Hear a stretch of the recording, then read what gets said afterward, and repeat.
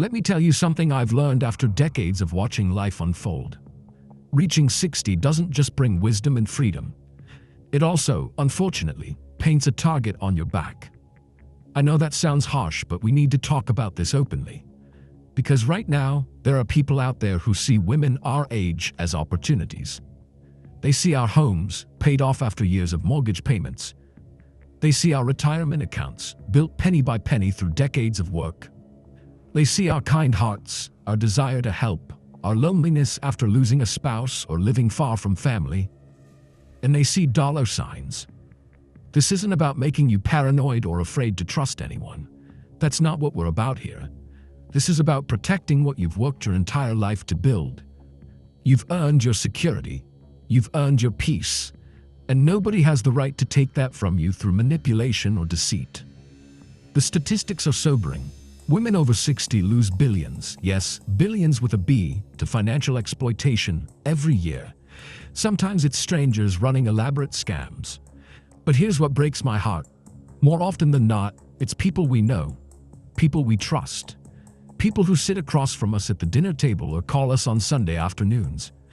These predators come in different forms, they wear different masks. Some are smooth talkers who sweep into our lives with big promises. Others are people we've known for years who suddenly start seeing us differently when they learn about our nest egg. Some even share our own last name. I'm not sharing this to frighten you. I'm sharing it because knowledge is power. When you know what to look for, when you understand the tactics they use, you can protect yourself. You can spot the red flags before they drain your bank account or convince you to sign away your home. So let's start with one of the most common and most painful types of exploitation. Let's talk about the fake friend. That person who suddenly becomes your best companion, but whose friendship comes with a very expensive price tag. You know the pattern. Maybe it's someone you knew casually years ago, a neighbor from your old street, someone from church you hadn't spoken to in a decade, or even a distant relative who never bothered to call. Suddenly they're back in your life. And oh, how they've missed you. The calls start coming regularly. They remember your birthday. They compliment your hair, your home, your taste. You've always been so put together, they say. I don't know how you do it. They want to grab coffee to catch up on old times. And honestly, it feels wonderful at first. Who doesn't want to feel seen and appreciated? But here's what happens next, and I want you to listen carefully, because this is where the trap springs. It starts small. They mention they're short on gas money until payday. Could you spot them $20? Of course you can. What's $20 between friends? Then their car needs a repair. Their electricity bill is overdue. Their grandchild needs school supplies. Each request comes wrapped in a crisis, and each one is just a little bit larger than the last. Between the asks, they're still showering you with attention. They've suddenly discovered they love the same books you do. The same movies, the same everything. They create this bubble of companionship that feels real, that fills a void you maybe didn't even know you had. I watched this happen to my friend Margaret. A woman she'd worked with 30 years ago tracked her down on social media. Within 6 months, Margaret had loaned her $12,000. $12,000. For one emergency after another, each one seemingly legitimate, each one urgent. The woman knew exactly which heartstrings to pull because she'd spent months learning what mattered to Margaret. The fake friend is patient. They invest time because they know the payoff is coming.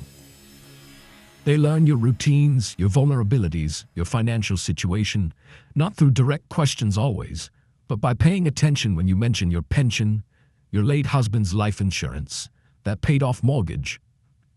And here's the cruelest part. They make you feel guilty for even questioning them. After all we've been through together, they'll say, as if 6 months of manufactured friendship equals a lifetime of trust. So how do you protect yourself from someone who's already wormed their way into your daily life? First, trust that uncomfortable feeling in your stomach. You know the one I mean, that little voice saying, something's not quite right here. We've spent 60+ years developing that instinct. Don't ignore it now just because someone remembers how you take your coffee. Set clear boundaries immediately. The next time they ask for money, say no. Just no. Not, I'll think about it, not maybe next month. Watch what happens. A real friend will respect that boundary and your friendship will continue. A fake friend will get cold, make you feel selfish, or suddenly become too busy to call. That reaction tells you everything. Stop sharing financial information. If you've mentioned your savings, your home value, or your monthly income, that stops now. Change the subject when money comes up. Real friendships don't require a balance sheet. Here's something practical. Take a 2-week break. Tell them you're busy, you're not feeling well, whatever you need to say. Then watch. Do they respect your space, or do they push harder? Do they create new emergencies? That distance gives you clarity. Talk to someone you trust, a daughter, a longtime friend, your sister. Describe this relationship out loud to someone who loves you. Often, just hearing ourselves explain it makes the pattern obvious. They'll see what you can't because they're not caught in the emotional web. And please, if you've already given money, accept that it's gone. Don't throw good money after bad trying to get it back. Cut the tie, block the number if you need to, and forgive yourself. These people are professionals at manipulation.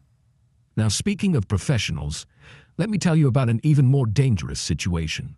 Because at least with a fake friend, you know it's supposed to be a personal relationship. But what happens when the person taking advantage of you has a title, an office, and credentials on the wall? Let me introduce you to the predatory professional. This is the financial advisor who calls himself a wealth manager, the lawyer who suddenly appears after your husband passes, the accountant your neighbor recommended, the care manager who promises to handle everything. They have offices, credentials, professional websites. They look nothing like a scammer, and that's exactly the point. These people weaponize your trust and expertise. You were raised to respect professionals, to believe that licenses and certifications mean something. And mostly, they do. But predatory professionals know you're less likely to question someone with CFP after their name or a law degree on the wall. Here's how they operate.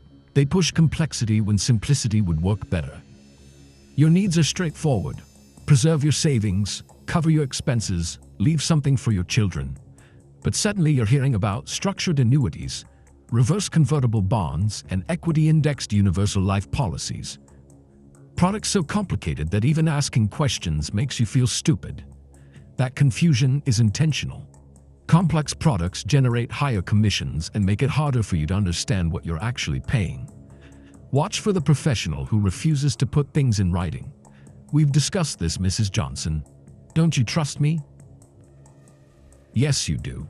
Which is exactly why a trustworthy professional provides clear, written documentation of every fee, every service, every transaction. Notice if they discourage you from consulting your children or getting a second opinion. Your daughter doesn't understand these sophisticated strategies, they'll say. Or, if we wait for another advisor to review this, you'll miss the opportunity. They're isolating you, just like the fake friend, but they're doing it in a conference room with a leather chair. The fees are another warning sign. Some advisors charge reasonable, transparent rates. Others bury costs in layers: management fees, transaction fees, surrender charges, 12b-1 fees that can consume 3, 4, even 5% of your money annually. On a $300,000 portfolio, that's $15,000 a year walking out the door. And the most dangerous ones, they don't just overcharge, they steal outright. They have you sign documents you don't fully understand. They make transfers for your convenience into accounts they control. They forge your signature. It happens more than you'd think, and by the time you notice, they've moved your money somewhere you can't reach it. I know a woman, Margaret, 72, who hired a care manager after her stroke. This woman had a nursing background, references, everything looked legitimate. Within 8 months, she'd convinced Margaret to add her to the bank accounts to pay bills more easily. $60,000 disappeared before Margaret's son noticed. So what do you do when you need professional help but can't afford to be taken advantage of? You protect yourself with due diligence, real, thorough, unglamorous homework. Start with background checks. Every state has a database where you can verify licenses for financial advisors, attorneys, accountants. FINRA's broker check website shows you an advisor's history, complaints, Disciplinary actions, how many times they've changed firms. That last one matters. Someone who's jumped from company to company every 2 years. There's usually a reason. Check references, but don't just call the ones they provide. Ask your friends, your church community, your former colleagues. Who do they use? Who have they fired? Why? Never ever hire someone after just one meeting. Get at least 3 opinions before making any significant financial decision. Yes, it takes time. Yes, it feels awkward. Do it anyway. A legitimate professional won't be threatened by this. They'll respect your caution. Understand every fee before you sign anything. Ask them to write down exactly what you'll pay, not percentages, actual dollar amounts based on your specific situation. If they can't or won't explain it clearly, walk away. If you don't understand something after they've explained it, that's not your failing, it's theirs. Watch for pressure. This opportunity expires Friday. Rates are going up Monday. Legitimate investments don't operate on artificial deadlines designed to prevent you from thinking clearly. And here's the most important protection. Bring someone with you. Your daughter, your sister, your trusted friend. 2 sets of ears hear things one might miss. 2 people are harder to manipulate than 1. Any professional who discourages this isn't looking out for your interests. Because sometimes the predator isn't hiding behind professional credentials at all. Sometimes they're hiding behind something even more powerful, the promise of love and companionship. Let me tell you about the romance scammer, and I need you to listen carefully, because this one doesn't just take your money. It takes your dignity, your trust, and sometimes your will to ever open your heart again. These people create entire fictional lives. They're widowers, usually, often military officers stationed overseas, or engineers working on oil rigs, or doctors with international relief organizations. They're always somewhere far away with a reason they can't meet you in person, but not so far away that they can't spend hours messaging you, calling you, making you feel seen in ways you haven't felt in years. They study you. They read your profile, your posts, your photos. If you mention you love poetry, suddenly they're quoting Neruda. If your husband died 5 years ago, they're also grieving a lost spouse. They mirror your loneliness back to you, then promise to fill it. The affection comes fast and heavy. Within weeks, sometimes days, it's, "I've never felt this way before, and you're my soulmate, and I can't wait to start our life together." It feels overwhelming because it is overwhelming, deliberately so. They're rushing you past your common sense. Then comes the crisis. Always a crisis. They're stuck overseas and need money for a flight home. Their daughter needs emergency surgery. Customs is holding a package and they need fees paid. The amount starts small, a few $100s to test your willingness. Once you send that first payment, the requests escalate. Thousands, tens of thousands. And here's what makes this so insidious. They've spent weeks, sometimes months, building emotional debt. You've shared your fears, your dreams, your late-night loneliness. When they ask for money, it doesn't feel like a stranger asking. It feels like someone you love needs help. The shame of admitting you might have been fooled keeps you sending more, hoping the next payment will be the last, hoping this person you've fallen for is real. I know a woman named Patricia who lost $92,000 to a man she never met. A man whose photos were stolen from a real person's social media. A man who didn't exist. So how do you protect yourself from someone who's weaponizing your hope for companionship? You start by understanding that real love doesn't ask you to prove it with wire transfers. First, slow down. I know that sounds simple, but it's your most powerful defense. Real relationships develop gradually. If someone is talking about love and forever within days or weeks of meeting online, that's not passion. That's a script they're running. Trust takes time to build. Anyone rushing you is trying to outpace your judgment. Never send money to someone you haven't met in person. I don't care if their voice makes your heart flutter. I don't care if they've sent you flowers or spent hours on the phone. I don't care what the emergency is. Legitimate romantic interests do not ask you to wire money, buy gift cards, or pay fees to customs officials. Not ever. Before you get emotionally invested, verify who you're talking to. Take their photos and run them through a reverse image search on Google. Right-click the image, select Search Image with Google, and see what comes up.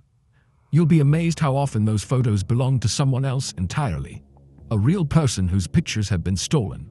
Be cautious about what you share. Don't post your full birth date, your address, your daily routines, or details about your financial situation on social media. Scammers use this information to target you and make their stories more convincing. If something feels off, talk to someone you trust before sending anything. A friend, an adult child, even your bank manager. Say the situation out loud to another person. Often, hearing yourself explain it reveals the red flags you've been overlooking. And if you realize you've been scammed, report it immediately. Contact your local police, the FBI's Internet Crime Complaint Center, and the platform where you met this person. Yes, it's embarrassing, but reporting might save the next woman from the same heartbreak. Now, as painful as romance scammers are, at least they're strangers. But what happens when the person asking for money isn't a stranger at all? When it's someone who shares your last name? Let me tell you about one of the most painful financial predators you'll ever encounter. The family blackmailer. This is the adult son who shows up every few months with a crisis, always needing money, always with a story about why this time is different. When you hesitate, he reminds you that you paid for his sister's wedding. So, isn't this only fair? Or he says, I guess you don't really love me. That's emotional blackmail, and it's designed to make you feel like a bad mother if you don't open your wallet. Sometimes it's a niece who discovered something about your past. Maybe a mistake you made decades ago, maybe something that would embarrass the family. And she hints that keeping it quiet might require some financial help with her bills. That's extortion wearing a family face. Or it's the daughter-in-law who threatens to limit your access to your grandchildren unless you contribute more to their household expenses. She knows exactly which lever to pull, because grandchildren are your soft spot. These family blackmailers understand your vulnerabilities better than any stranger ever could. They know your guilt points, your fears, your deepest wishes to be needed and loved, and they exploit them systematically. What makes this particularly devastating is that you're not just losing money, you're losing the family relationship you thought you had. Every time you give in, you're reinforcing their behavior while building resentment in your own heart. And every time you consider saying no, you're battling decades of family loyalty, maternal instinct, or the fear of being cut off from people you love. I want you to understand something clearly. A family member who manipulates you for money is engaging in financial abuse. Full stop. The shared DNA doesn't make it less wrong. So how do you protect yourself when the person demanding your money knows exactly which emotional buttons to push? First, recognize that setting a boundary isn't cruel. It's necessary. You need to say clearly, I love you, but I cannot give you money anymore. Then don't explain, don't justify, don't list your own expenses. Explanations become negotiations, and manipulators are excellent negotiators. When the guilt trips start, and they will have your response ready, I understand you're disappointed, but my answer remains no. Repeat it like a mantra. They're counting on you to cave after the third or fourth attempt. Don't. If they threaten to withhold grandchildren or expose family secrets, that's when you know this isn't about temporary help. It's about control. Document these threats. Save texts and emails. This isn't paranoia, it's protection. Consider talking to a therapist who specializes in family dynamics. They can help you distinguish between reasonable requests and manipulation. Sometimes you need someone outside the family to say, that's not normal and you don't deserve this treatment. And here's the hardest truth. You may need to accept that saying no means damaging that relationship.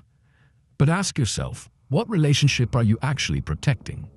One based on love or one based on your bank account? Now, whether it's romance scammers or family blackmailers, let's talk about how you move forward from here. The common thread through everything we've discussed today, whether it's the romance scammer, the financial advisor pushing unnecessary products, the contractor who never finishes, the caregiver stealing from your purse, or the family member who weaponizes your love, is this: they all count on your silence. They count on your embarrassment, your politeness, your reluctance to make waves, your fear that speaking up makes you difficult, suspicious, or unloving. But here's what I need you to understand. Your instincts are not wrong. That uncomfortable feeling in your stomach when someone pressures you about money, that's not you being paranoid. That's wisdom speaking. You've lived 6 decades or more. You've raised families, managed households, navigated careers, survived losses. You know when something feels off. Trust that knowledge. If someone gets angry when you want to think things over, that's a red flag. If they isolate you from other opinions, that's a red flag. If they make you feel guilty for protecting your own resources, that's a red flag. Here's what I want you to do today. Have a conversation with someone you trust completely. A friend, a sibling, an adult child who's proven themselves. Tell them, if I'm ever considering a major financial decision, I'm going to run it by you first. Give yourself that accountability partner. And if you're already caught in one of these situations, please know you are not alone, and it's not too late. Contact your local area agency on aging, speak with an elder law attorney, or call the National Elder Fraud Hotline. Share this video with the women in your life. These conversations save money, dignity, and sometimes even lives. You have the power to protect yourself. Now use it.